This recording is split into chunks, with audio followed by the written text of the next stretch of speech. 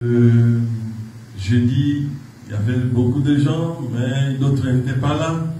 Je voulais quand même faire une petite ou un petit résumé de ce qu'on avait vu jeudi, parce qu'on avait dit que c'était très important pour notre vie sur cette terre. Amen. Vous restez assis. Je voudrais juste parler ça dans quelques minutes. Après, nous allons passer à notre sujet d'aujourd'hui. C'est que le jeudi, nous avons parlé sur un sujet concernant la prière, et c'était notre objectif dans la prière détermine sa réussite. Parce que souvent, nous prions, mais on a des résultats. Alors, c'est qu'il y a un problème, c'est qu'il y a quelque chose qui fait que Dieu ne puisse pas exaucer nos prières. C'est qu'il y a un objectif qui ne trouve pas l'ascendance de notre Dieu. Alors, nous avons pris, aujourd'hui, je voudrais juste me limiter à 4 passages de l'Écriture. Jean 16, 24. On avait dit, parce qu'ici c'est l'Éternel lui-même qui dit, jusqu'à présent, vous n'avez rien demandé à mon nom. Demandez et vous recevrez afin que votre joie soit parfaite. Amen. Oui, parce qu'on ne comprend pas. Il dit que vous n'avez encore rien demandé, mais demandez pour que votre joie soit parfaite. Alors, qu'est-ce qui fait que nous prions et nous ne recevons pas ce que nous demandons? Alors, nous passons dans Jacques 4, 2 et 3. Ouais. Il dit ici, vous convoitez et vous ne possédez pas. Vous êtes de meurtriers et enviés. Vous ne pouvez pas obtenir. Vous avez de querelles et de luttes. Et vous ne possédez pas parce que vous ne demandez pas. Vous demandez et vous ne recevez pas parce que vous demandez mal, dans le but de satisfaire vos passions. Ah, là, ça devient un peu difficile. C'est qu'ici, il nous dit que nous demandons mal, souvent, dans le but de satisfaire nos passions. C'est pour cela, plusieurs fois, Dieu n'exauce pas nos prières. Alors, nous devons savoir comment demander. Amen. Comment nous devons demander bien? C'est qu'il faut demander sans égoïsme. Quand vous priez, vous devez prier que Dieu puisse trouver son intérêt dans votre prière. Il doit se retrouver dans ça. C'est lui qui doit avoir la première place. Ah. C'est là où nous passons maintenant. Où à Matthieu 6, 31 et 34. Alors nous lisons verset par verset. Il dit, ne vous inquiétez donc point et ne dites pas, que mangerons-nous demain? Et que mangerons-nous? Et que boirons-nous? De quoi serons-nous vêtus? 32. Car toutes ces choses, ce sont les païens qui les recherchent. Alors, je vais attirer votre attention sur la dernière phrase. Votre Père Céleste sait que vous en avez besoin. Amen. Alors, on passe à 33. Cherchez quoi? Premièrement, le royaume et la justice de Dieu. Et toutes ces choses. Quelles sont ces choses-là qu'on a énumérées au-dessus là? Quoi? La nourriture, les habits. Mais toutes ces choses que le Père croit, il connaît ça. Amen. C'est que chercher premièrement le royaume de Dieu, c'est quoi? Chercher d'abord à être en règle avec votre Dieu. À recevoir quoi? Le baptême du Saint-Esprit. C'est ça la priorité des priorités. Nous échouons, pourquoi? Parce que nous commençons par demander ce qui est accessoire.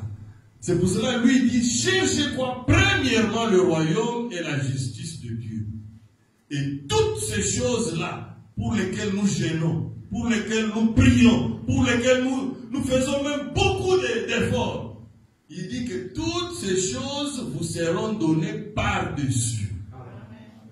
Ne vous inquiétez donc pas du lendemain, car le lendemain aura soin de lui-même. à chaque jour suffit sa peine. Est-ce que ce que Dieu a dit là est vrai? Oui.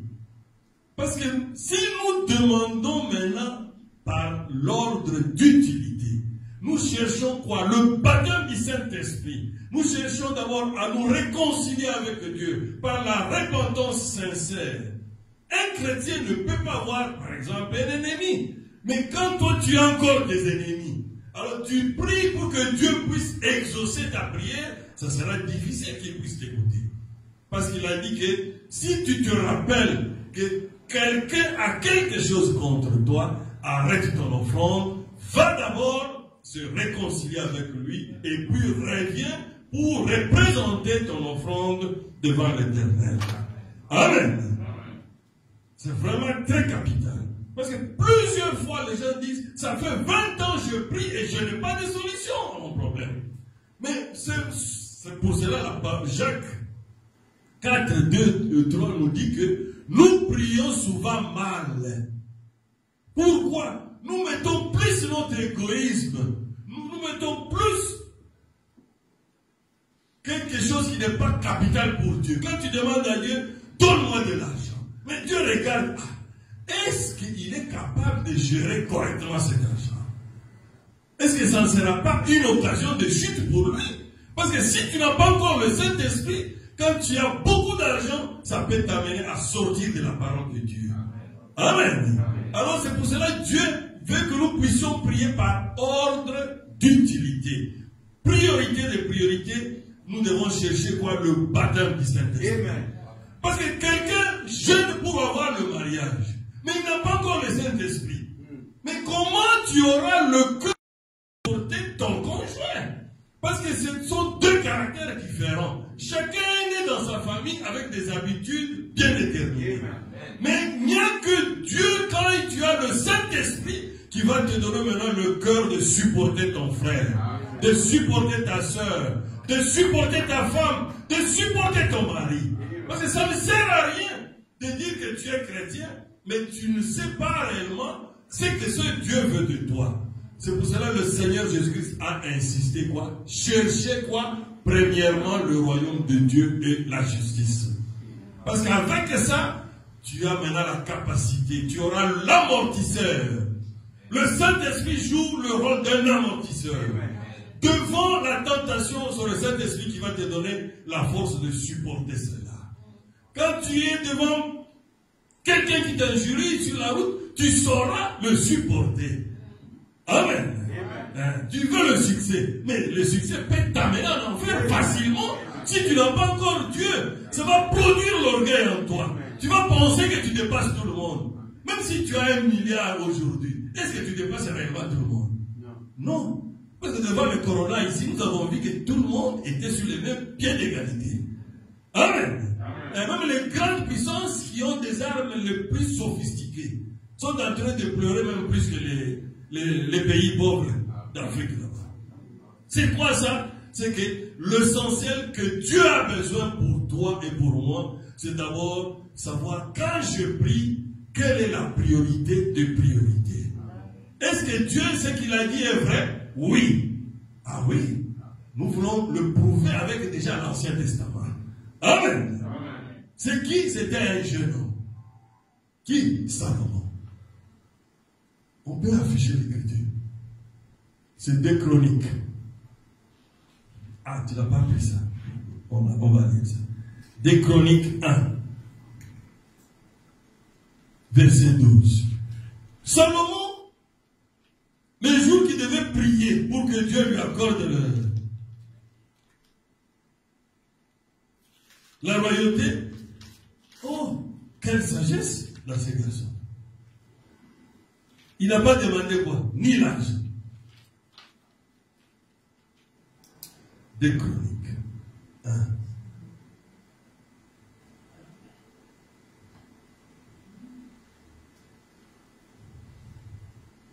À partir du verset 10. Vous pouvez lire tous les chapitres à la maison. 2 Chroniques, chapitre 1, à partir du verset 10. Il dit, accorde-moi donc de la sagesse et de l'intelligence, afin que je sache me conduire à la tête de ce peuple.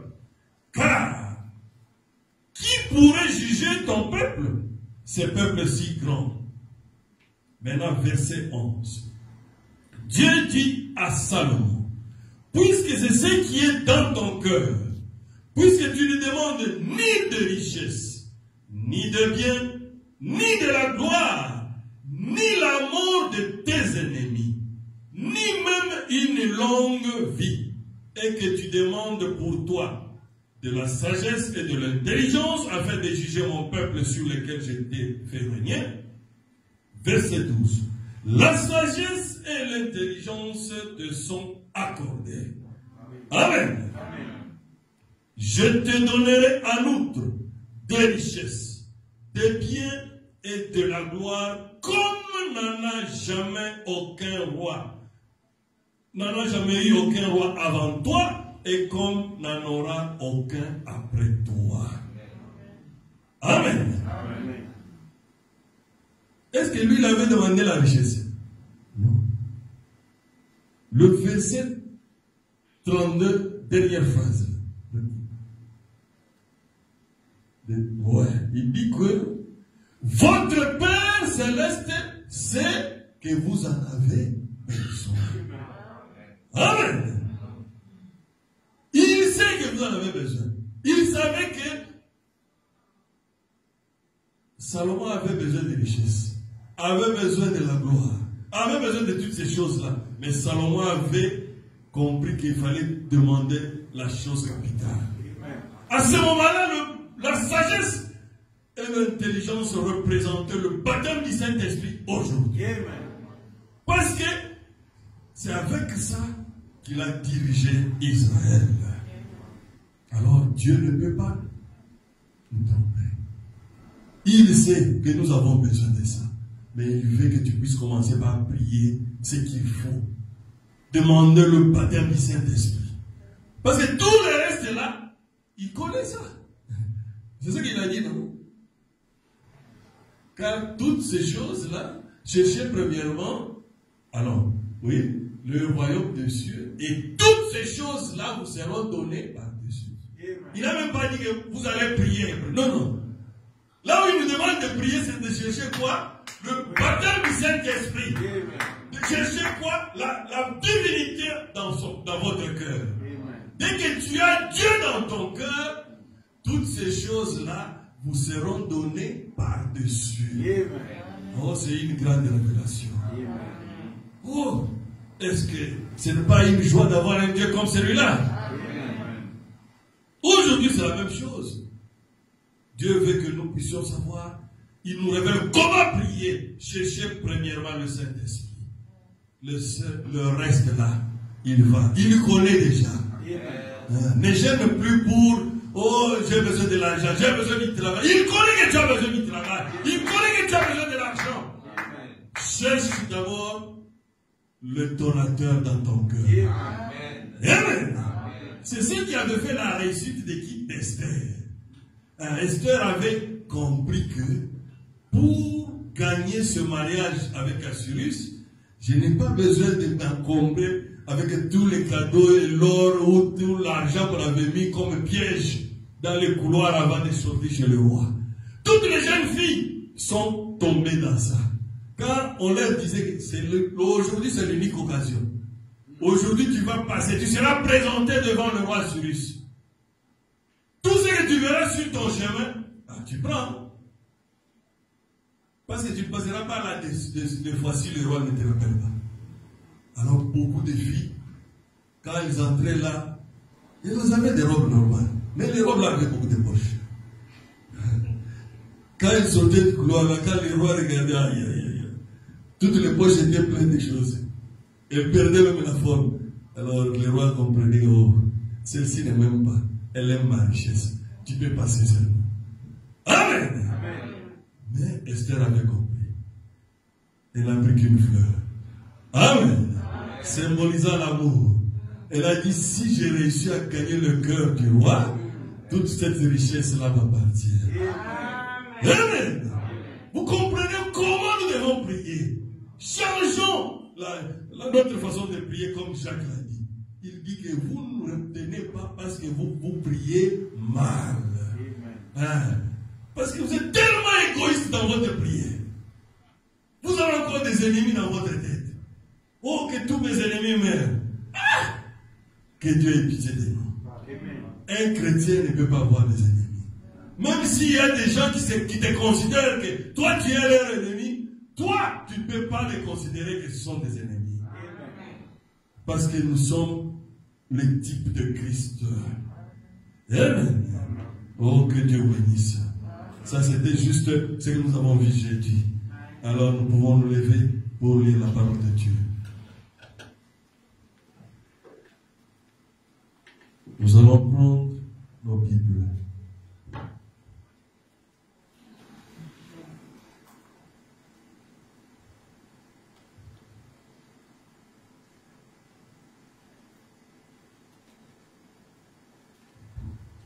Josué chapitre 1.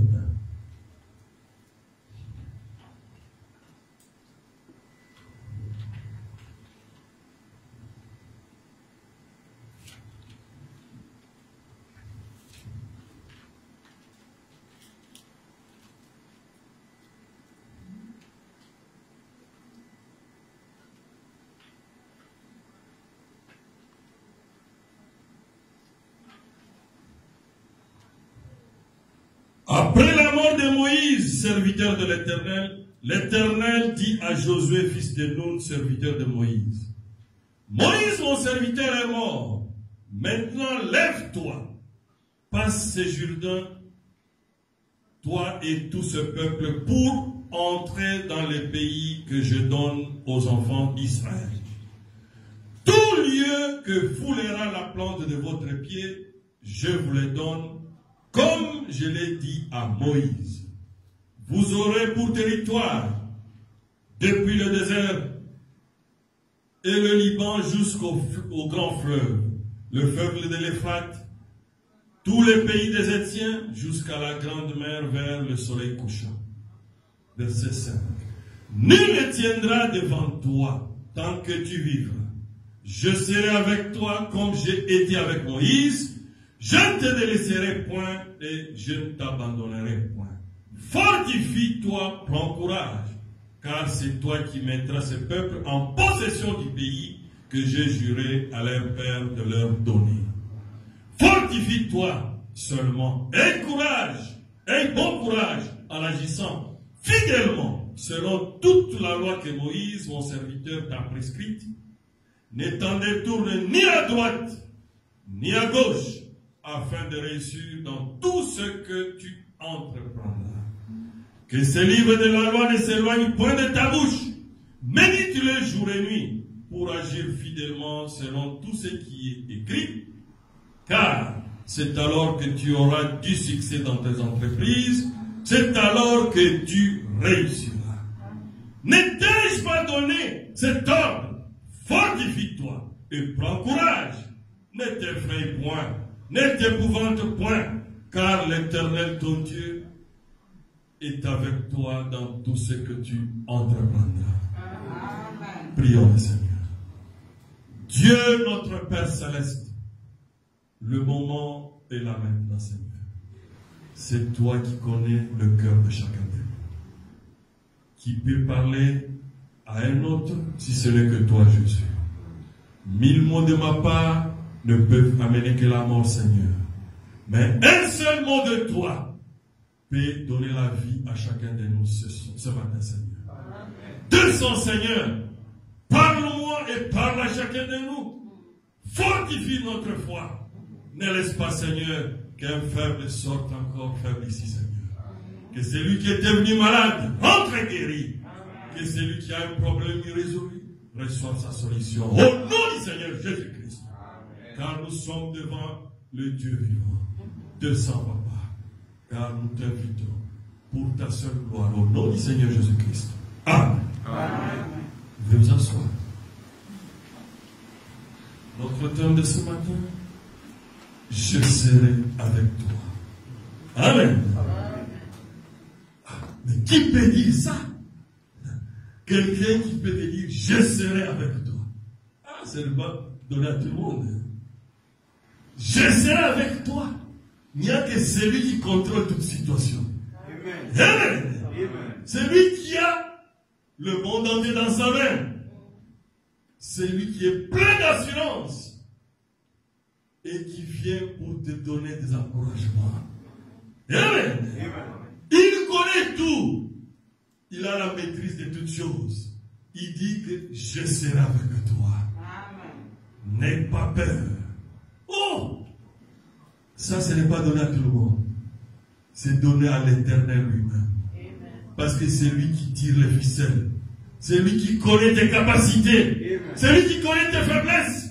C'est lui qui connaît demain. C'est lui qui connaît la fin de toutes choses. Pourquoi? Il est le grand Jéhovah, le Seigneur des Seigneurs. Il a dit à Abraham, je serai qui?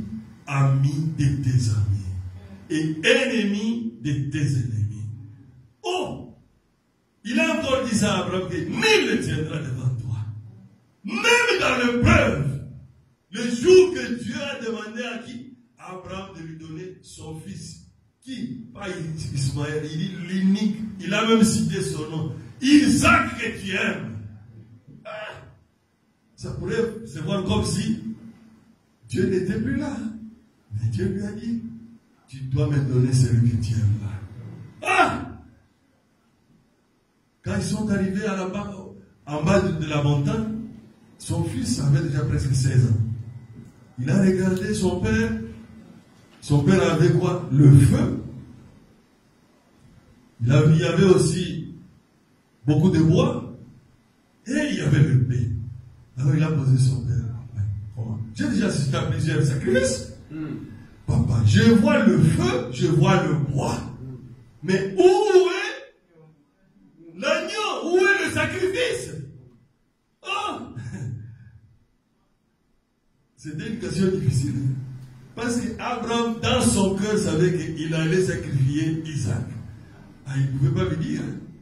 Il a dit, l'Éternel se pourvoira lui-même d'un agneau. Amen. Amen. Moi, je crois qu'il avait dit ça pour calmer seulement l'enfant. Il se pourvoira lui-même d'un agneau. Mais Dieu avait écouté. Parce que Dieu lui avait promis qu'il serait avec lui. Et quand ils sont arrivés là-bas, il était tellement fidèle à la parole qu'il a ligoté Isaac. La Bible dit qu'il pensait que comme il est venu comme venant de mort, Dieu était capable, même s'il le sacrifiait, capable de le ressusciter. Frère, quelle foi! Mais cette fois-là, il n'avait pas parlé à sa femme.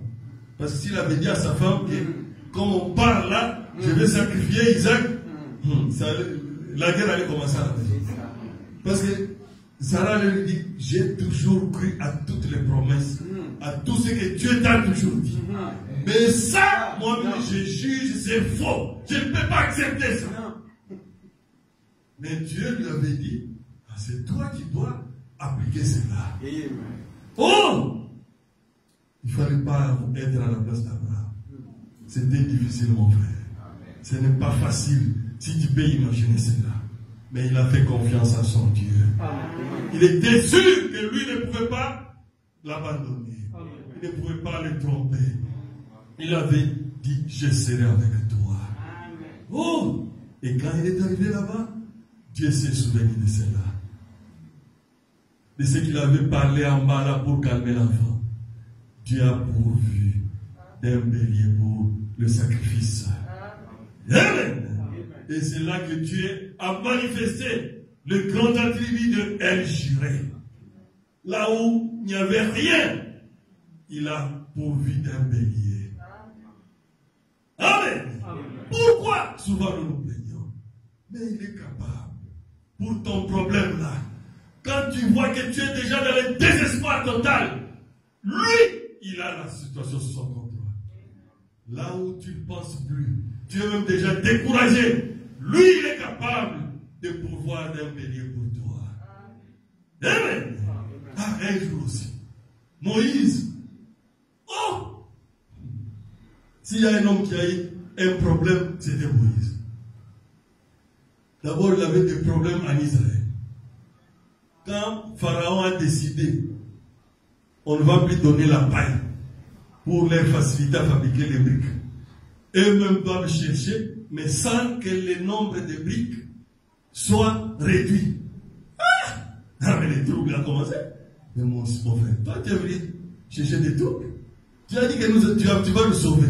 Voilà maintenant, on commence à souffrir plus. Moïse a eu beaucoup de problèmes. Alors Dieu a dit, pour aider Moïse, il fallait que je donne l'assurance. Amen. Exode 23. 20 à 22. Il dit, voici j'envoie un ange devant toi pour te protéger en chemin, pour te faire arriver au lieu que j'ai préparé. Amen. Tiens-toi sur tes gardes à sa présence et écoute sa voix.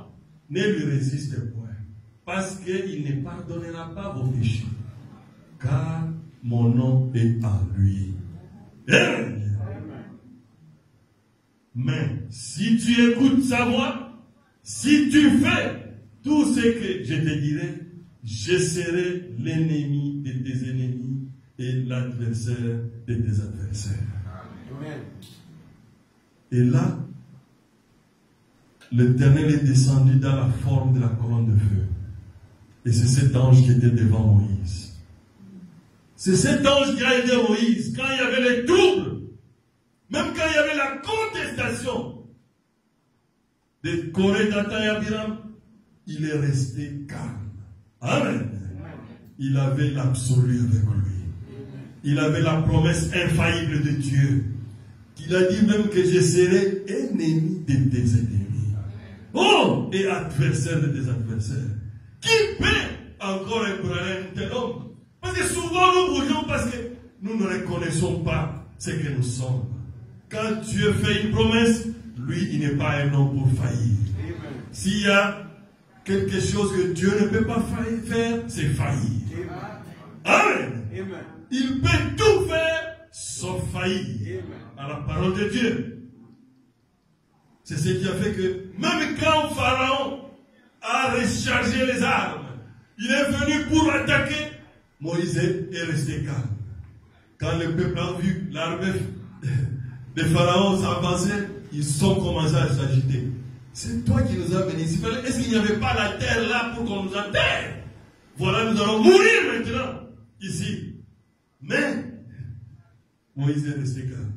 C'est Dieu qui dira maintenant à Moïse, pourquoi t'écris, Moïse? Parle! Amen! Parle et la main va reculer, vous allez passer. C'est quoi? Il était sûr de la promesse que Dieu lui avait dit. Je serai avec toi jusqu'à ce que tu vas atteindre la Palestine. Après avoir reçu l'absolu, tout était réglé pour lui. Il avait les yeux fixés sur Dieu lui-même, sur la colonne de feu. Quand la colonne de feu s'est déplacée, alors il ordonnait au camp de se déplacer. Parce que c'est ce que Dieu veut. Nous devons avoir un absolu. Amen. Qui fait que, même si tu es devant une situation difficile, désespérée, tu dois te rappeler que tu es son fils, tu es sa fille. Tu ne dois pas être ébranlé par quoi que ce soit. Tu dois savoir qu'il a promis que je serai avec vous. Amen. Amen. Je serai avec vous. Ça, il n'y a que lui qui peut dire ça. Parce que lui, il est l'assurance lui-même. C'est la meilleure protection qu'on puisse avoir. Oh, si tu veux, comme j'avais dit ce jour-là, ça ne sert à rien de chercher à se défendre. Est-ce que tu peux même te défendre devant les démons que tu ne vois pas? Non. Mais lui, il est capable de te défendre. Même dans des conditions où toi tu ne vois pas. Quand nous dormons, qui peut penser même à se protéger? Parce que nous sommes presque morts. Mais il est là. Il veille. Parce que lui ne peut pas dormir. Il est l'Éternel des armées. Oh! Alors, quand tu as déjà cette assurance, aucune agitation ne peut plus t'embraler. C'est ce que Moïse était devenu. Moïse n'écoutait pas de critiques. Mais nous, dès que tu entends que tel t'a critiqué, tu es le premier à prendre le téléphone. Il croit quoi? Est-ce qu'il pense qu'il n'y a que lui? Oh, ma soeur, mon frère, mais ici, Dieu dit que nous devons supporter ça. Nous devons montrer que nous sommes des chrétiens. Mais si tu commences chaque jour à écouter chaque mauvaise parole qu'on a parlé de toi, chaque jour tu vas commencer à tomber. Toi tu vas commencer aussi à faire la même chose. Alors, est-ce que tu es chrétien?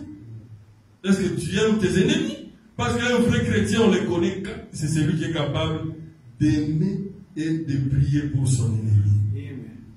Ah, je sais que c'est difficile de prier pour la personne qui te tuerait à la première occasion. Papa, tu dis une chose difficile comme ça? Oui. C'est ce que Jésus a dit. Parce qu'il a dit que si tu salues une personne que tu aimes, quel est d'extraordinaire que tu fais? Parce que les païens font la même chose. Or, un chrétien, il est extraordinaire. Il est capable d'aimer une personne qui ne l'aime pas. Ah, c'est ça notre force. C'est quand tu aimes celui qui ne t'aime pas, que lui n'aura pas la force de faire quelque chose contre toi. Voici une bonne attitude. Avoir toujours l'assurance de notre Seigneur Jésus-Christ. Savoir que lui est sous le contrôle de toute la situation. Même si on t'a injuré. Quelqu'un te cherche querelle. Parce que nous avons écouté là, non? Dans Jacques 4, 2 à 3, il dit, à cause de querelles, à cause de lutte entre nous, alors Dieu n'écoute pas nos prières. Parce que comment il va écouter ta prière quand toi tu es toujours, chaque jour, cherchant à se quereller avec les autres? C'est anormal. Parce qu'il a mis ce principe. Si tu veux qu'il puisse t'écouter, écoute aussi les prières. Écoute ce que l'Éternel te dit. Pardonne ceux qui te font du mal. Amen. Amen. Parce que le diable cherche toujours des querelles aux enfants de Dieu. Si vous ne savez pas, c'est pourquoi. Parce qu'il veut te déstabiliser. Parce que s'il réussit à semer la haine en toi, alors tu es désarmé. Vous savez ça? Parce que l'amour appartient aux enfants de Dieu. C'est toi qui es un fils de Dieu. C'est toi qui dois savoir que toi, ta qualité, c'est l'amour. Amen.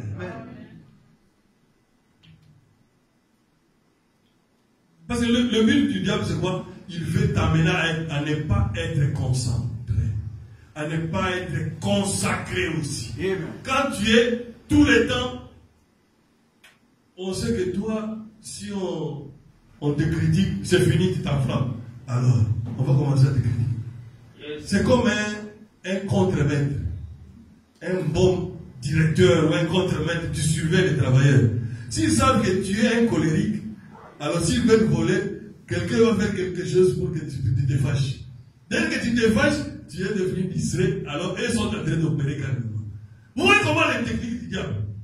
Un chrétien, c'est quelqu'un qui ne réagit pas de l'action à une réaction. Non, tu dois avoir toujours un recul.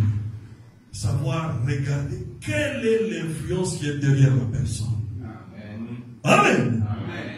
Amen. C'est pour cela qu'il faut encaisser. Quand tu encaisses, tu as le temps de voir qui est derrière cette situation-là. Un chrétien, la place de la haine n'est pas là. Amen. Même si c'est ton frère qui fait ça, ne vois pas d'abord ton frère. Discerne que c'est le diable qui est derrière lui. Amen. Amen. Quand tu vas chasser l'esprit, et puis tu verras, oh, même le frère va dire, oh, est-ce que c'est moi qui avais fait ça? Pardonne-moi. C'est quoi ça? Parce que tu es un fils de Dieu. Mais si tu réagis d'une action à une réaction, tu tombes directement dans le piège du diable. Et puis tu te retrouves totalement désarmé. Parce que l'amour, c'est ce qui fait notre protection. C'est la carapace qui protège les fils et les filles de Dieu. Parce que seul l'amour parfait est capable d'anéantir les diables. Quel que soit le sorcier ou le magicien, faites cette expérience. Comme j'avais dit la semaine passée, ma propre petite sœur catholique, je leur avais dit quelque chose de dur. Que pour que vous puissiez vaincre votre ennemi, qui vous a mené en justice, votre oncle, il n'y a pas de solution. Je vous dis la vérité, vous devez les aimer. Ah, il dit que ce que tu dis est fort et difficile. Moi, je dis oui, je sais que c'est difficile. Mais si vous appliquez ce qui est difficile là, vous verrez le fruit. Et ça n'a pas tardé. Un simple coup de fil de téléphone quand les autres étaient malades, qui étaient sincères, certainement. Ma petite sœur, ce jour-là, elle m'a dit qu'elle était sincère. Quand elle a entendu, elle a compati que, oh, la belle-mère est malade, hospitalisée. Elle a appelé. Le fait seulement d'appeler a décanté tous les plans du diable. Elle-même, catholique, m'a dit, je pensais que tu blaguais. Moi, j'ai dit, on ne blague pas quand on parle de la parole de Dieu. Amen. Je dois te dire la vérité, même si c'est difficile, je dois te dire ce qu'il faut faire. Ça ne sert à rien de faire des compromis avec la parole de Dieu. Parce que nous sommes en train de combattre, pas avec un débutant, non. Le diable, c'est le vieux batailleur. C'est pour cela, tu ne dois pas oublier. C'est comme quelqu'un qui est hypocrite. Mais le diable est en train de séjour, il ne regarde pas. Toi, tu ne peux pas être plus hypocrite que moi. Alors tu es en train de passer ton temps pour rien. Tu as besoin d'être sincère. C'est pour cela quand tu découvres que voici, c'est ça ma faiblesse. Dieu a dit, Seigneur, ma faiblesse c'est ça. Hein, je suis coureur des genoux. Aide-moi. Tes racines c'est là. Le fait de dénoncer cela, ça perd la force le même jour sur toi. Parce que c'est ce qui te donne la force de vaincre cela. Mais si toi tu continues à couvrir cela, comme le diable te dit, c'est ta vie privée. Ta vie privée là, c'est le diable qui te trompe. Parce que Dieu, chez lui, il n'y a personne qui a la vie privée. Il connaît tout. Il connaît ce que tu penses même dans ton cœur. Même ce que tes lèvres n'ont pas prononcé. Mais il te demande pourquoi, il te dit de confesser. C'est quand tu poses cet acte, ça te donne la capacité de vaincre la chose. Amen. Oui, parce que quand tu dénonces la chose, c'est-à-dire tu rénies la chose. Et quand tu rénies la chose, alors le démon comprend qu'il n'est plus le bienvenu chez toi. Alors, tu auras maintenant la capacité de marcher sur lui. C'est ça, posséder les portes de nos ennemis. Est-ce qu'on peut acclamer le Seigneur?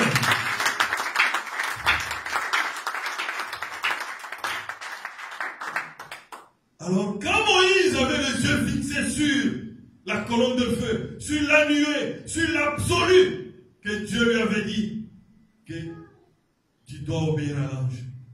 Chaque agitation ne pouvait plus embraler Moïse. Il est resté le même. Amen. Amen. Même quand Pharaon est venu, Moïse est resté le même. Dieu lui a dit, pourquoi les cris? Bam! Et la mer va obéir. Et puis quand Josué est venu, Dieu lui dit, comment? Je serai avec toi comme j'étais avec Moïse. Amen. Mais pourquoi il a dit ça? Ah, c'était pas facile.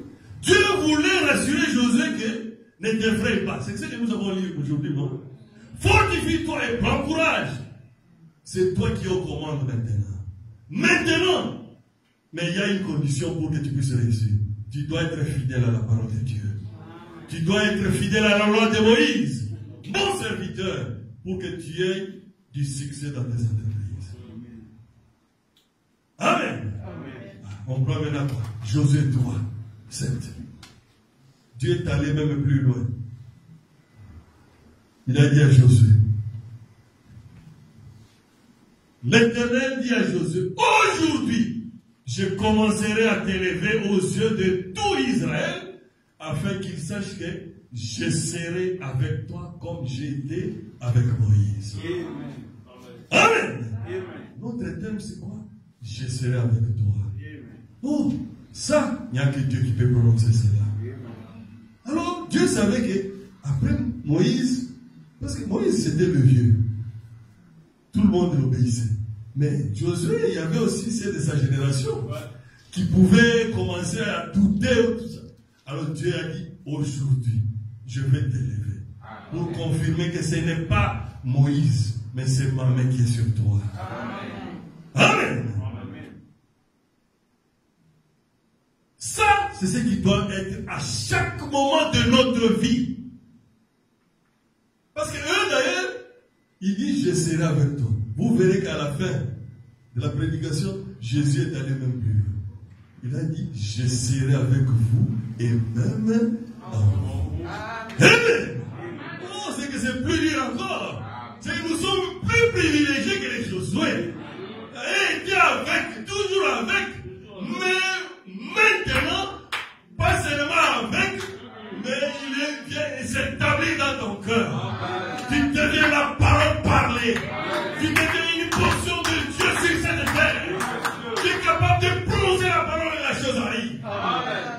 Amen. Mais si Moïse et Josué, qui étaient avec, a prononcé la parole, soleil, arrête-toi, et le soleil s'est arrêté. A plus forte raison, nous. Amen. Alors, mais pourquoi ça n'arrive pas? Ah, nous devons comprendre. C'est qu'il y a quelque chose que nous devons mettre en ordre quelque part. Amen. L'Éternel, lui, il est toujours fidèle à ses promesses. Mais souvent, c'est l'homme qui faillit toujours. Il faillit toujours. Dieu avait promis à Moïse et à Josué, nul ne tiendra devant toi. Ah. Mais quand Akan a touché quoi? À l'interdit. Akan, c'était juste un Israélite qui n'a pas voulu obéir à la parole de Dieu. C'est pour cela, quand on est dans une église, il faut combattre le bon combat. Parce qu'un péché d'une personne peut empêcher qu'une autre personne soit guérie. Ah, c'est ce qui était dans l'église chez Jéhovah. 36 vaillants soldats sont tombés, qui n'ont pas péché. Oh, c'est Josué 7, 5 à 6. Les gens d'Aï, les tuèrent environ 36 hommes. Ils poursuivirent depuis la porte jusqu'à Shebarim et les bâtirent à la descente. Le peuple fut consterné et perdit courage. 6. Josué déchira ses vêtements et se prosterna jusqu'au soir le visage contre terre devant l'arche de l'Éternel. Lui et les anciens d'Israël, et il se couvrit la tête de poussière. 10. L'Éternel dit à Josué, lève-toi, pourquoi restes-tu ainsi couché sur ton visage? Israël a péché, ils ont transgressé mon alliance que je leur ai prescrite. Ils ont pris des choses dévouées par l'interdit et ils ont débordé, dérobé et ont dissimulé et ils les ont cachés parmi leurs bagages. 12. Aussi les enfants d'Israël ne peuvent-ils résister à leur ennemi.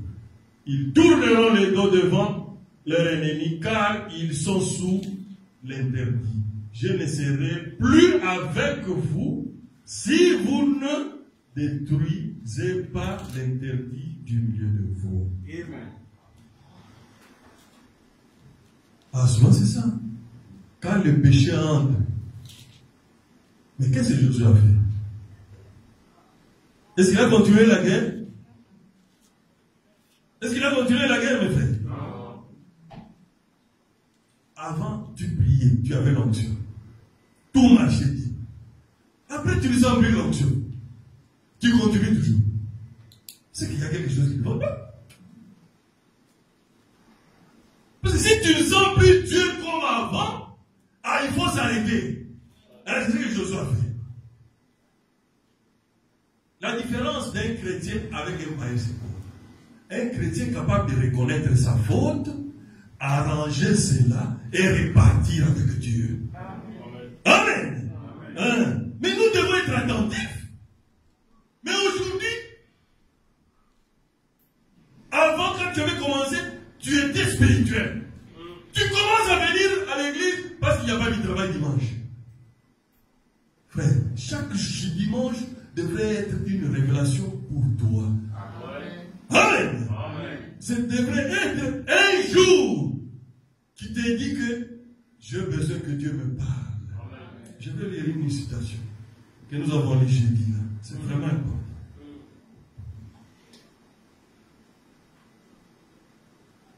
Pourquoi nous venons à l'église?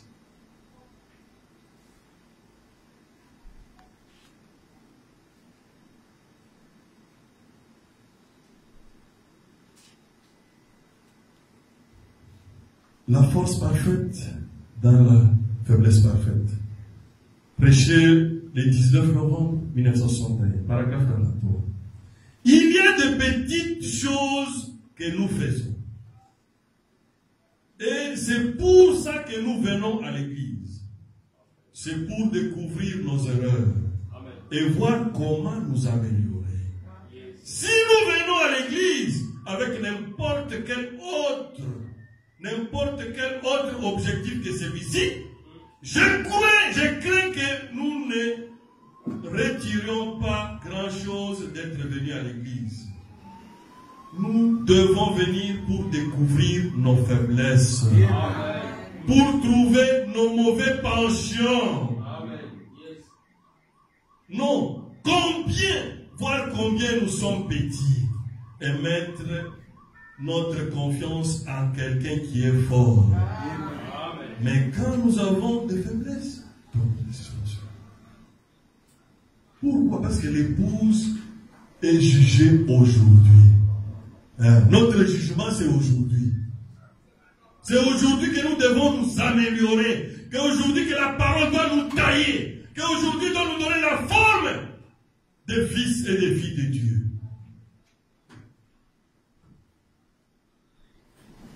Alors quand tu vois quelque chose, un chrétien doit être chaque jour attentif à ce qui lui arrive dans sa vie. Amen.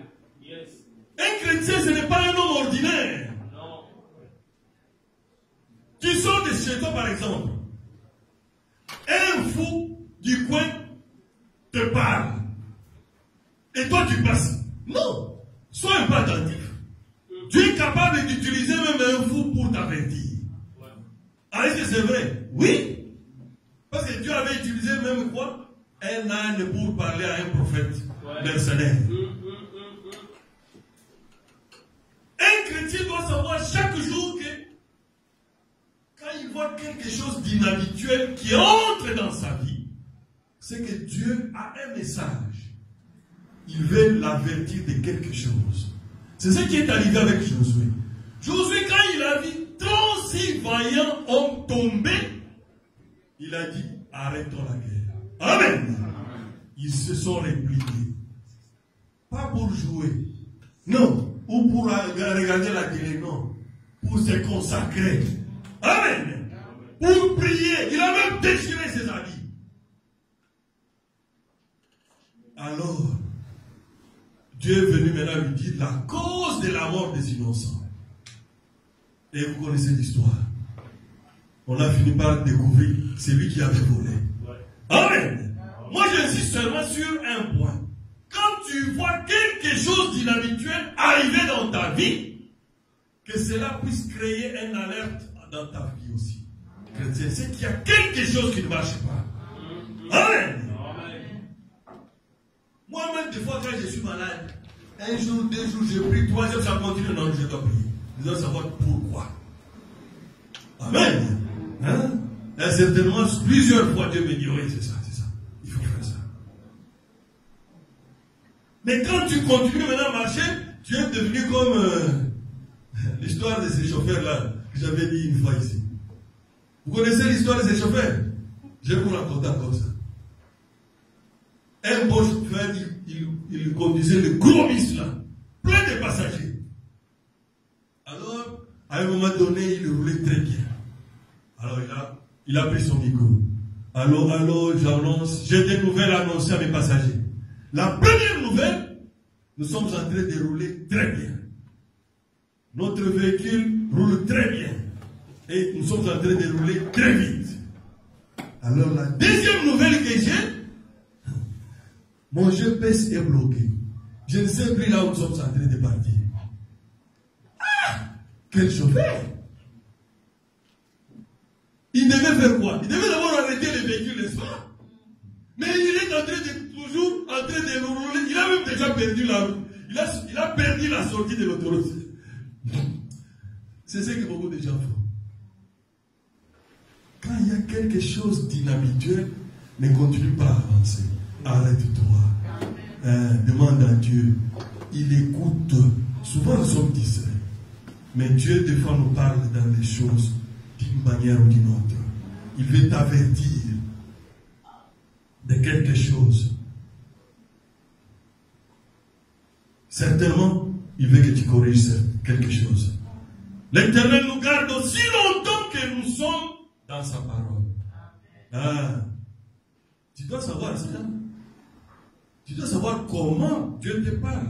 Comment tu communiques avec lui. Et lui ne respecte que sa parole. C'est impossible que tu puisses corrompre Dieu. Oh, il va comprendre. Il va comprendre quoi? Dieu n'est pas ton ami. Amen. Hein? Même si il y a beaucoup de gens qui disent, bon, je peux faire ce que je veux. Hein? Je vais donner l'argent au pasteur, il va prier pour nous. Qui te dit que ton pasteur, là, sa prière, là, Dieu ne veut pas m'écouter? Parce que Dieu veut que toi, tu puisses t'amender. Hein? Parce que Dieu, ce n'est ni ta pauvreté qui l'intéresse, Amen. ni ta richesse aussi. Amen. Ah, et c'est vrai, oui. Amen. Que tu sois riche ou pauvre, ça compte pas pour Dieu. Amen. Ce qui compte, c'est ton âme à Dieu. Amen. Tu dois lui donner ton âme. Amen. Tu dois ouvrir ton cœur pour que lui puisse entrer en toi. Oui. Parce que les gens pensent que nous prêchons l'évangile où tout le monde doit être pauvre. J'avais dit que Joseph d'Arimathée n'était pas pauvre. Vous savez ça? Non, il n'était pas pauvre, mais il était un frère. C'est qu'il n'était pas n'importe qui à Jérusalem. Il est entré sans audience chez Pilate pour demander qu'on descende le corps du Seigneur. Amen. Amen. Mais nous avons besoin que tu deviennes chrétien. Hein? C'est pas parce que tu as des millions que tu penses que tu es plus que les gens. Qui t'a dit que tu es plus que les gens? C'est rien du tout.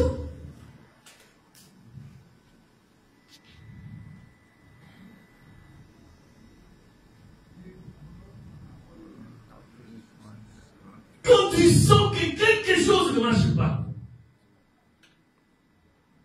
Parce que quand tu sens déjà que ton cœur te condamne, ah, c'est la preuve qu'il y a quelque chose que Dieu est en train de te reprocher. Tu sais même que quand tu vas prier, Dieu ne va même pas écouter. Amen. Heureusement, Dieu a laissé une brèche pour ses enfants. Amen. Tu dois être sincère, seulement. Dis oui, papa, j'ai mal agi. Amen. Amen. Oh, la repentance du fils prodigue, c'était terrible. Il a dit, je ne suis même plus digne d'être appelé qui? Ton fils. Si tu peux justement assimiler à l'un de tes serviteurs, oh, le papa a pleuré. Il a embrassé. Amen. Amen. Il a même fait une fête. Pourquoi? Parce qu'une âme s'est répandue. Une âme a accepté de donner sa vie à Christ. Qu'est-ce qui arrive quand Dieu ne veut plus vous écouter? C'est que la colombe t'a quitté. Elle n'est pas loin. Elle est juste péchée quelque part. Hein? Il n'y a que les enfants de Dieu qui peuvent pécher. Le pécheur, elle ne pêche pas. Amen. Mais n'oublie pas qu'il y a une brèche que Dieu a ouverte. Tu es capable de demander pardon et tu vas rentrer dans la bergerie. Mais n'oublie pas aussi que la conséquence du péché, tu la payeras. Hein? Parce que ça, tout le monde doit passer par là. Pour nous dire, pour nous montrer le danger du péché. Parce que le péché ne vient pas pour jouer avec toi. Le péché vient pour ta destruction, pour te tuer. Alors il a dit, je serai avec toi, quelle que soit la situation. Et quand la colombe parle, elle attend. Parce que la colombe ne supporte pas quand tu changes ta nature. La colombe ne se pose que sur un agneau. Mais si toi tu deviens colérique, tu commences à aboyer à chaque instant, tu n'écoutes plus quoi que ce soit, la colombe te quitte, va. Elle attend. Et dès que tu arranges, elle revient. Et tu deviens maintenant, tu rentres dans la communion avec ton Dieu. Amen. Amen. Et ce qui tue aussi, c'est quoi? C'est la routine. Tu sais que tu n'as plus la communion, la même communion avec Dieu. Alors tu te consoles par la routine. Non, Dieu n'est pas un Dieu de routine. Parce que si la Bible dit, si tu n'avances pas, tu recules. C'est chaque jour que nous devons nous renouveler, nous améliorer en permanence. Chaque jour. Pourquoi? La main tombait chaque jour. Amen. On ne prenait pas la main d'hier pour... Non, chaque jour, il y avait une nouvelle main. Dieu donnait une nouvelle nourriture pour ses enfants. Car celui qui n'avance pas recule. Josué était tellement fidèle au message de Moïse que l'Éternel a fait des merveilles encore plus grandes que lui. Parce que quand Josué, dans le poste du devoir, quand tu es sûr, même quand tu es au travail ici, c'est dans ton poste du devoir et que tu le fais correctement, conformément à la parole de Dieu, remplissant ton devoir. Mais tu dois savoir qui tu es.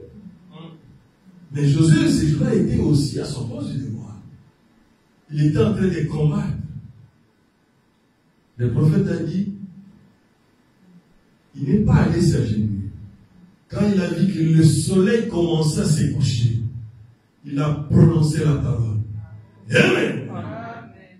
Le prophète a dit, nous allons lire ça à la fin, que le Dieu qui était dans Josué était plus grand que le Dieu qui était dans le système solaire. Amen. Malgré que c'est lui qui avait mis ce système-là, mais à ce moment-là, le Dieu qui était dans Josué devait donner l'ordre au soleil et le soleil s'était arrêté. C'est exactement ce qui est arrivé aussi quand Daniel, on l'a jeté dans la fosse au lion. Le Dieu qui était dans Daniel a anéanti les lions qui devraient venir le bouffer. Oh, c'est merveilleux, n'est-ce pas? Les lions qui étaient affamés, qu'on avait soumis là sur le gène. Mais quand ils ont vu Daniel, ils ont vu le Fils de Dieu lui-même devant eux. Ils ne pouvaient plus, ils ont reconnu leur Créateur. Amen. Amen. Quand on est dans la volonté parfaite de Dieu, rien ne peut te résister, mon frère. Tu es capable de prononcer la parole de Dieu. Amen. Et la chose peut arriver là. Amen. Pas dire tu dois prier et tu dois fermer les yeux. Non! Tu es dans les maisons, tu prononces une parole de foi, la chose arrive. C'est ça, la parole de Dieu, la parole faite chair, des fils et des filles de Dieu manifestés dans cet âge. C'est ce que Jésus avait dit, je serai avec vous et en vous. En vous, c'est-à-dire tu deviens le dépositaire de la vie éternelle sur cette terre. Tu deviens la parole faite chair. Tu prononces la parole et la chose arrive. Tu pries, les démons fuient directement. C'est ce que Dieu veut. Souvent c'est le péché. Où est de demi-mesure. Un pied dedans, un pied dehors. Tu ne veux pas totalement donner ta vie à Christ. Et souvent le diable vient. Oh, toi tu es habitué à manger avec les copes là. Ou tu es habitué à manger avec l'argent de la prostitution. Comment tu vas vivre si tu donnes tout ton cœur à Christ? Aujourd'hui, Dieu te dit, mets-le à l'épreuve. Sois sincère. Tu verras le miracle du ciel. Amen. Oui. Qui avait donné la farine à la veuve de Sarepta? Qui avait donné l'huile à la veuve de Sarepta? Qui a nourri Élie et toute la famille de cette veuve-là? Vous savez, ce qui s'est passé dans le monde aujourd'hui, c'est un avertissement pour chacun de nous. Avant que le monde existe, il y a eu des pandémies et des pandémies. C'est la première fois au monde qu'il y a eu un confinement mondial. Vous savez que c'est la dernière fois aussi. et il n'y en aura plus. Pourquoi? La chute économique leur a dit qu'ils ne peuvent plus répéter la même chose. Ils vont faire maintenant des petits confinements ciblés. Ils ne fermeront plus le monde entier. Alors vous croyez que c'était un hasard? Qu'il y ait un confinement mondial, ce n'est pas un hasard. C'est un message clair d'avertissement à l'épouse du Seigneur Jésus-Christ. Pourquoi? Le prophète a dit, bientôt viendra le confinement de l'épouse du Seigneur Jésus-Christ. Imaginez seulement ce que nous avons vécu. Tu as l'argent, ta carte est pleine, mais la guerre pour les papiers toilettes. On a oublié ça. La guerre pour les papiers toilettes. Les gens avaient l'argent. La guerre pour les laits. J'ai vu ça. On impose aux gens 1 litre par famille. Mais les laits étaient pleins dans les dépôts. Est-ce que c'est un hasard? Ce n'est pas un hasard. Dieu veut que nous puissions comprendre que bientôt le départ est là. Amen. Yes. Bientôt, c'est le départ. Nous devons faire attention. Alors moi j'ai appelé ça quoi? Stage professionnel. Que le Seigneur a voulu nous donner pour le confinement. Pourquoi? Parce qu'avant l'enlèvement, il y aura quelques jours qui vont flotter. Parce que la Bible dit, on n'aura plus droit de ni vendre, ni acheter. Amen. Sachez ça, un jour on fermera toutes les églises. Tous ceux qui ne vont pas s'allier au concept mondial des églises. Aujourd'hui, ce sont eux qui sont en train de chercher à récupérer le pouvoir. Et maintenant, ce que nous avons vécu ici, c'était pour nous rappeler que nous devons nous consacrer à Dieu. Pour avoir des solutions à nos problèmes. Parce que ces jours-là, quand on va fermer toutes nos cartes, tous nos comptes, tu es capable de téléphoner Jésus-Christ. Le peu de faillite que tu auras là va gérer la situation jusqu'à l'enlèvement de l'époux. Amen. C'est ça, c'est pour un but. Il n'y aura plus de confinement mondial, frère. Je le crois. Parce que ça se voit déjà. Ils se battent, mais ils ne vont plus faire la même chose. Mais Dieu a voulu nous donner un signe. Amen. Oh. On peut prendre Jean 14, 17.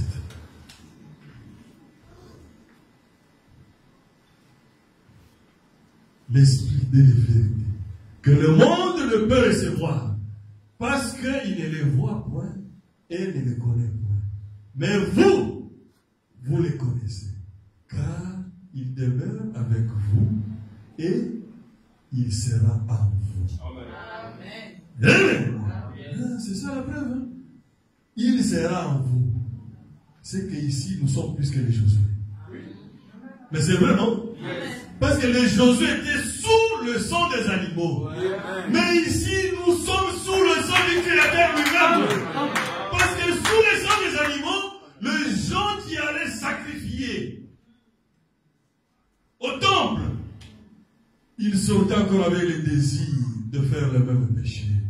Pourquoi? Parce que le sang des animaux était inférieur à celui des hommes. Mais quand l'Éternel lui-même, le Seigneur Jésus-Christ, a pris la forme d'un homme, il est devenu un pécheur pour toi et pour moi. Il a donné sa vie pour toi. Alors son sang ne couvre plus le péché. Il déracine même le désir du péché. Il déracine cela. Ce qu'il a besoin, c'est la sincérité. Beaucoup de gens n'avancent pas avec Dieu parce qu'ils ne sont pas sincères. Parce qu'ils ne sont pas sincères. Or, quand tu es sincère avec Dieu, lui aussi connaît. Amen. Et tu verras la gloire de Dieu. Amen.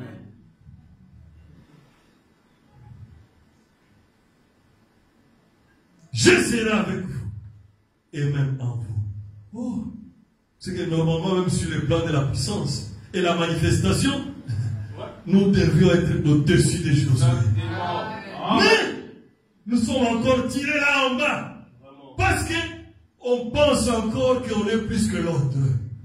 Hein? Quand tu penses que tu es plus que l'autre, tu n'as même pas le temps de chercher quelque chose de bien dans cette autre personne. Ah, vous savez ça? celui qui a le Saint-Esprit véritable voit que tout le monde sont plus que lui. Mais maintenant, aujourd'hui, les gens ne grandissent pas spirituellement. Pourquoi? Parce que lui se fait déjà une idée qu'il est plus que l'autre. Mais quand tu penses que tu es plus que l'autre, alors l'autre là ne t'aidera pas. Parce que pour écouter quelqu'un, tu dois déjà avoir une considération de la personne. Or, personne ne peut se suffire sur cette terre. Vous savez ça? Même les gouvernes là, s'il n'est pas là, tu verras comment ta poubelle va déranger la maison. Si on ne ramasse pas la poubelle, c'est mal dans la vie. Même les Français ont dit, on a toujours besoin d'un plus petit que soi. C'est que c'est la complémentarité, mon frère. C'est que moi je peux, toi tu ne pourras pas. Alors qu'est-ce qui te fait penser que tu es plus que l'autre? Parce que tu as quelques billets, un peu de dollars dans ton compte, ou tu as quelques vestes, c'est rien du tout. Tu dois voir que l'autre te dépasse. C'est alors que nous allons nous supporter les uns les autres. Exactement. Mais le diable vient avec beaucoup de distractions. Mais comment il va adopter ses enfants? Aujourd'hui, Dieu cherche des véritables Josué qui sont capables d'être fidèles à la parole de Dieu. Obéir chaque iota, devenir la parole fêtière pour que tu puisses être adopté. L'adoption, c'est quoi? C'est te donner le droit, la signature à la place du papa. Amen. Mais sinon, il y a des enfants, même dans ce royaume ici de Belgique que nous sommes, qui sont des princes, mais qui ne pourront jamais être adoptés. Vous savez ça? S'ils ne sont pas sérieux, ils ne sont pas honnêtes, ils ne respectent pas le principe de la royauté de la Belgique ici, est-ce qu'il sera héritier? Non. Mais Dieu compte sur toi ce matin. Amen. Il compte sur toi parce qu'il sait que tu es son fils. Amen. C'est pour cela. Nous ne devons pas vivre en dessous de nos privilèges. Non. Non. L'enfant de Philippe, on lui dit qu'il est le prochain roi. Amen. Amen. Il commence à se comporter comme ça. Tu ne verras jamais la fille là de Philippe s'habiller en mini-jupe. Jamais. Est-ce que tu la verras s'habiller mal comme ça? Jamais. Oh, ça c'est un royaume qui va passer. Où même toutes les générations peuvent se retrouver en enfer s'ils n'ont pas cru en Jésus-Christ. Mais nous, on est des fils et des filles de Dieu. Amen. Des princes et des princesses. Yes, pourquoi tu veux vendre ton droit d'aînesse, mon frère? Tu dois savoir ce que tu es. Tu vaux 10 000 mondes. Amen. Tu ne veux pas 10 000 mondains. Non, 10 000 mondes. Yes, c'est pour cela.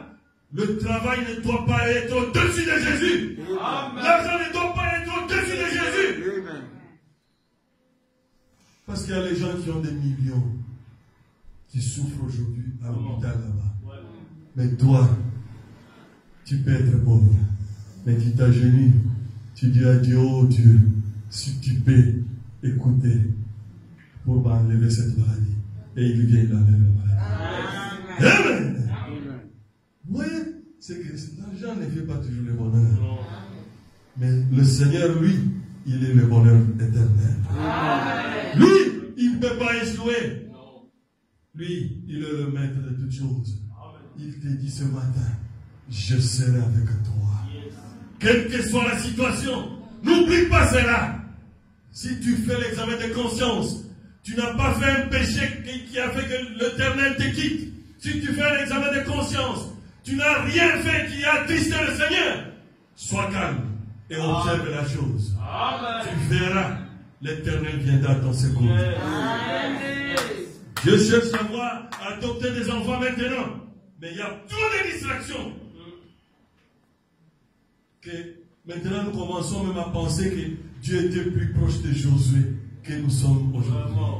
Oh, que Dieu ait pitié de nous.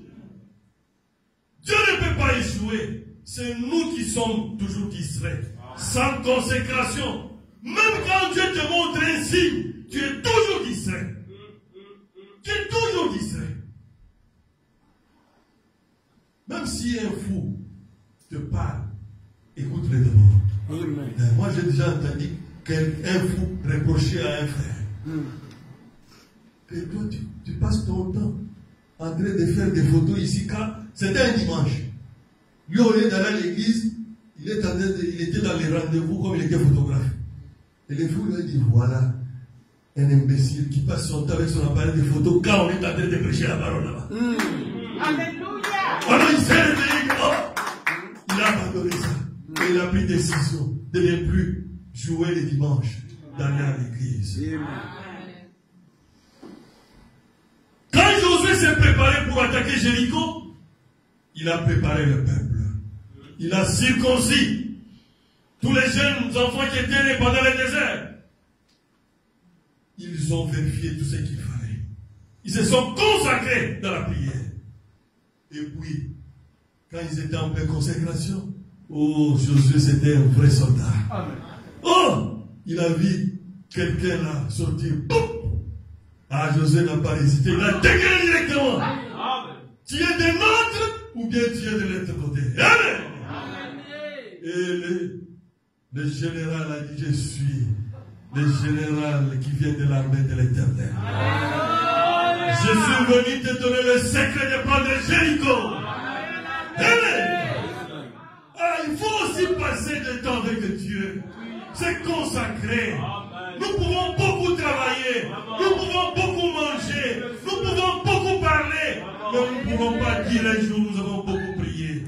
Que Dieu nous aide à être toujours en prière. Et quand nous sommes plus en prière, même les maladies sont loin. Même les tentations sont loin. Oh, que Dieu nous donne la force de la prière. Il a dit, je suis le général qui vient de la face de l'Éternel. Oh, Josué a tellement bien travaillé que son nom même Dieu a dit, Jéhovah Sauveur. C'est le nom de Josué, signifie Jéhovah Sauveur. Dieu a besoin des Josué aujourd'hui qui n'ont pas peur du diable, prêts à attaquer à tout moment, étant fidèles dans le message d'Élie le prophète. Souvent la peur c'est quoi? Quand tu as déjà péché. La peur vient. Mais quand tu vérifies que tu n'as rien fait, l'épreuve passera. Amen. L'épreuve passera. Parce qu'il y a des gens qui confondent la conséquence du péché et l'épreuve. Non. Tu as péché, quand tu t'es réconcilié, c'est bon.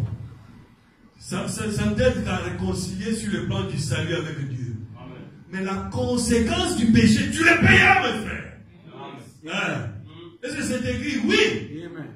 Quand David s'est réconcilié, il a demandé pardon, il a gêné. Dieu lui a pardonné d'avoir tué Uri et d'avoir pris la femme de Uri, Bathsheba. Mais la conséquence du péché, David en a payé. D'abord l'enfant là, de la prostitution est mort. Et puis, vous connaissez, l'inceste dans sa maison. Puis encore, Absalom tue son frère. Puis Absalom prend même le pouvoir. Voilà la conséquence d'un seul acte que l'homme selon le cœur de Dieu. Est-ce que toi tu es l'homme selon le cœur de Dieu? Nous ici, qui est l'homme selon le cœur de Dieu? Il n'y a qu'un seul dans la Bible. Que Dieu a témoigné l'homme selon mon cœur. C'est qu'il aimait David plus que nous tous ici. Et quand David a mal marché, Dieu a frappé. Alors ne confonds pas. Quand tu as mal agi, tu es sous le fouet de Dieu, oh frère, je passe dans les preuves. Non, là ce ne sont pas des preuves. Là c'est la conséquence du péché. Amen. Quand ça va terminer, ça va passer. Amen. Le preuve c'est quand tu n'as rien fait qui a attristé le Seigneur et que Dieu veut te faire monter de classe. Amen. Amen. Tu dis que tu as déjà la tempérance. Dieu va laisser voir si tu vas vraiment supporter ta femme ou si tu vas supporter ton mari pour voir si réellement la tempérance est déjà. Alors là, c'est le peuple. L'inspecteur, c'est qui? C'est le Saint-Esprit. Il est à côté là. Tu dis que tu es vraiment frère, tu es chrétien. Ah, même si tu as la tempérance, même la patience, la piété, tout. C'est ça. Mais ça passera. L'épreuve ne peut pas être éternelle. Cherchons à nous reconsacrer. Oh! Si nous sommes fidèles, branchés en permanence, à plaire notre époux Christ, oh, sa promesse va s'accomplir dans chacun de nous.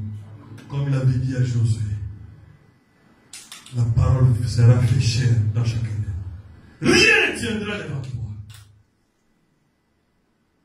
Mais quand tu as un pied dedans, un pied dehors, oh, ce sera difficile. Parce que la Bible dit, Élie était un homme de la même nature que lui. Pourquoi la Bible a écrit ça? Parce que Élie avait prié et la pluie s'est arrêtée 3 ans et demi. Alors Dieu a voulu nous montrer que Élie n'était pas Dieu. Il était un homme de la même nature que nous. Mais il a tellement prié avec insistance que Dieu a écouté sa prière. Et le même Élie a encore prié après 3 ans et demi. Le même Dieu a remis la pluie. Amen. C'est ce qui nous manque. Il faut prier, c'est consacrer. Dieu, il est le même hier, aujourd'hui, éternellement. Parce que même la science aujourd'hui dit que nous consommons plus que ce que la terre est en train de produire maintenant. C'est que tout est déjà à sa fin. C'est aujourd'hui la promesse des fils et des filles de Dieu manifestée qui doivent entrer en scène maintenant. Mais si tu es toujours distrait, mon frère, arrête la distraction aujourd'hui. Cherche à devenir ami de Dieu. En recevant le baptême du Saint-Esprit dans ton âme. Alors le Seigneur Jésus-Christ sera avec toi. Mais, même quoi? En toi. Amen. Tu deviens avec le Seigneur Jésus-Christ. Ta vie ne sera plus la même. Un fils adopté. Sa signature est valable à celui de son père. Dieu cherche. Qui fait confiance aujourd'hui? Qui peut être son ambassadeur? Mais tu as peur pourquoi? Débarrasse-toi de ces péchés qui t'empêchent de devenir un avec Dieu. Josué aujourd'hui, c'est toi mon frère. Amen. Il a dit, je serai avec toi et même en toi. Amen. Amen. Josué, il avait dit seulement, je serai avec toi. Mais pour nous aujourd'hui, le Seigneur de gloire lui-même, il a dit, je serai avec toi et même en toi. Amen. Le trône de Dieu aujourd'hui, c'est dans toi mon frère. C'est dans toi ma soeur. C'est pour cela, un chrétien rempli du Saint-Esprit ne peut pas maudire. Parce qu'il fait office de Dieu. Amen. D'ailleurs, ça ne viendra même pas. Même si tu te fâches, quand tu as déjà le baptême du Saint-Esprit dans ton âme, tu peux te tirer avec quelqu'un. Mais après, dès que la colère passe, tu sens que la place de la haine n'est pas dans ton cœur. C'est quoi? C'est que tu es quelque part avec Dieu. C'est ce que Dieu veut que nous puissions être. C'est pour cela que la Bible dit, ne laisse pas te coucher sous ta colère. Pourquoi? Parce que la Bible sait que dans ce corps où nous sommes, on peut avoir quelques frictions avec des frères, avec sa femme, avec ses enfants. Mais il nous avait dit, ne laisse pas quoi? Le soleil s'est couché sous ta colère. Parce que quand tu dors avec la colère, tu risques de te réveiller encore avec la colère. Ce n'est pas bon pour un chrétien. Amen. Amen. Oh. Aujourd'hui, je vais vous dire quelque chose. Il a dit, vous qui êtes chargés et fatigués, venez à moi, et moi je vous donnerai du repos. Amen. Amen. Vous savez, le salut, c'est une œuvre de grâce que Dieu nous a donnée gratuitement. La grâce, ce n'est pas par le mérite. Non. Parce que la grâce, vous savez, c'est quoi? C'est un schéma sans unique. Tu n'as pas besoin de faire quelque chose pour que Dieu puisse faire. Non, lui il a déjà fait. À toi seulement d'accepter. Parce que la grâce aussi n'est grâce que quand nous la recevons comme grâce. Parce que tu dois l'accepter qu'il est mort à la croix pour toi. Tu dois l'accepter qu'il a payé ce prix-là pour toi. Et pour que cela puisse avoir l'effet sur toi. Amen. Plusieurs fois, nous ne réalisons pas ce que veut dire la vie éternelle. Oh, nous ne comprenons pas encore ça bien. La vie éternelle. Frère, c'est quelque chose de grand. La joie, la paix, le bonheur éternel. Des fois même nous avons honte de manifester notre appartenance à Dieu, alors que le diable en a envie. Le diable nous envie. Pourquoi le diable sait ce que c'était la vie éternelle? Tout le temps qu'ils étaient au ciel là-bas. Et il nous jalouse. Pourquoi? Parce qu'il connaît ce qu'il a perdu. Mais nous sommes encore distraits. Mais aucun moment le Seigneur n'a failli à sa promesse. Depuis les âges, il n'a jamais failli. Il n'a pas failli avec Abraham, il ne faillira pas avec toi. Il a dit, je serai avec toi. Nous devons lui faire confiance. Quand nous lui faisons confiance, alors il est capable de prendre la direction de notre vie. Si tu penses encore que tu es capable de te défendre, c'est que tu n'as pas encore compris. Parce que, je vais te poser cette question, comment tu peux même te défendre? C'est difficile, mon frère. Parce qu'il y a une dimension que Dieu, des fois, nous empêche de voir. Quand les démons t'attaquent, tu ne sais pas, quand tu marches dans une rue, combien de démons viennent t'attaquer et combien des anges aussi sont déployés autour de toi. Alors des fois, Dieu nous couvre les yeux pour que nous ne puissions pas nous enorgueillir. Mais ça ne fait pas de nous de moins fils de Dieu.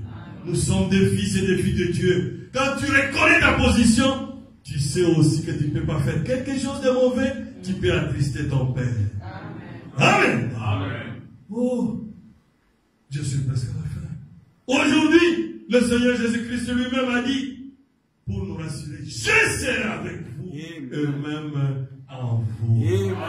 À l'intérieur de chacun de nous, le trône de Dieu, qui est l'homme, qui est dans l'homme maintenant, l'époux devient un avec son épouse. Chaque jour, il frappe à la porte de ton cœur pour que tu puisses lui ouvrir ton cœur afin qu'il puisse entrer et y demeurer. Oh! Plus peur des inquiétudes, car il a le contrôle de la situation. Parce que quand il dit que je serai avec vous, qui peut dire ça à un autre? Personne. Parce que tu sais que l'autre là, il est limité. Parce que quand un homme ne peut faire quelque chose de bien pour un autre, mais lui, quand il te dit, je serai avec toi, alors tu peux lui faire confiance. Nous devons lui faire confiance. Pourquoi? Parce qu'il est infaillible. Amen. Amen. Alors je vais lire juste une citation pour clore cela. Celui qui est en vous. Paragraphe 165.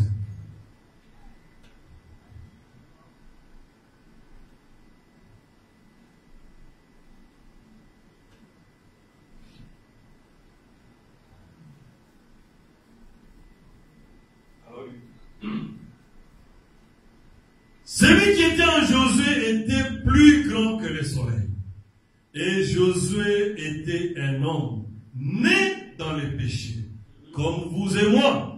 Et celui qui était en Josué est dans le soleil, dont la course était réglée sur le commandement de Dieu, était plus grand.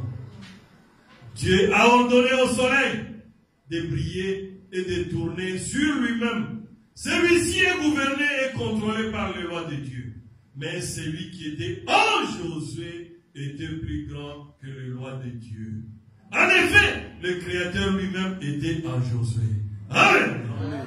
Au moment où Josué a levé les yeux vers le ciel et a dit, Reste là où tu es, toi, lune. Ne bouge pas de l'endroit où tu es, jusqu'à ce que j'aie fini cette bataille. Et toi, et le soleil, là, et la lune a obéi. Car celui qui était en Josué était plus grand que le soleil et la lune, celui qui était en Josué. Amen. Parce que quand tu es dans le poste du devoir, oh, ne t'inquiète pas. Il dit encore, celui qui était à Moïse était plus grand que celui qui était en Égypte. Celui qui était à Moïse était plus grand que ce pharaon pourrait faire. Toutes ces incantations, celui qui était à Moïse était plus grand que celui qui était dans les magiciens. Voyez, celui qui était à Moïse était plus grand que toute la nature. Plus grand qu'il était en Daniel, était plus grand que les lions. Amen. Amen. Il a pu arrêter les lions affamés. Alors tout ce qui peut arrêter quelque chose est plus grand que ce qui a arrêté. Amen. Amen. Je relis. Alors tout ce qui peut arrêter quelque chose est plus grand que ce qui a arrêté. Alors les lions affamés étaient sortis en vitesse pour dévorer Daniel. Celui qui était en Daniel était plus grand que celui qui était dans le lion. Or, au début, quand le lion a été créé, il était l'ami de l'homme. C'est le diable qui lui fait faire ça. Oh, c'est vrai. Dans le millénium. Amen. Amen. J'ai toujours dit ça. Que dans le millénium, on ne va plus manger la dinde. Non. Il faut manger maintenant la dinde. Vous savez ça? Oui. Dans le millénium, on ne va plus ça. Il dit quoi ici?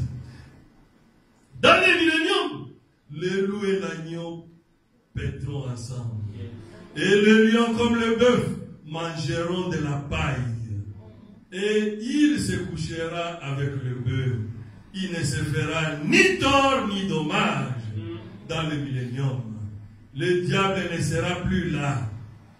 C'est le diable qui fait que les animaux sauvages déchirent et ventrent, dévorent tout ça. Comme ça ils le font. C'est Satan qui fait ça. Mais celui qui était en Daniel était plus grand que celui qui était dans le lion. Voyez, celui qui était dans ses prophètes était plus grand que celui qui était dans le lion. Amen. Que Dieu vous bénisse. Amen.